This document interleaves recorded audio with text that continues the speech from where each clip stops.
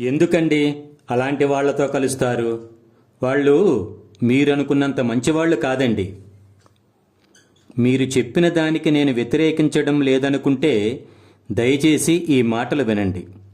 ఈరోజు మీరు వాళ్లను ఏ దృష్టితో చూశారో, వాళ్ళు ఎలా ఉన్నారో, వాస్తవానికి గతంలో నేను కూడా అలానే ఉన్నాను.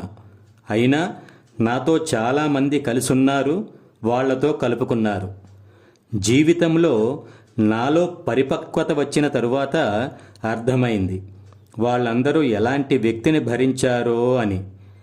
గతంలో మనం చాలా తప్పులు చేస్తామండి. అయినా మనల్ని కొంతమంది ఆదరించి దగ్గరకు తీస్తారు. అప్పుడు వాళ్ళ విలువ మనకు తెలియదు. ఎందుకంటే మనం ఎంత చెడ్డవాళ్ళమో మనకు తెలియదు కాబట్టి. నాలాంటి వాడిని లేదా మనలాంటి వాళ్లను కూడా యాక్సెప్ట్ చేసే కొంతమందికి మనం జన్మాంతం రుణపడి ఉండాలండి. లేదంటే మనం మనుషులమే కానట్టు. మీరన్నట్లు వాళ్లల్లో తప్పులు నాకు తెలిసే వాళ్లతో ఉంటున్నాను.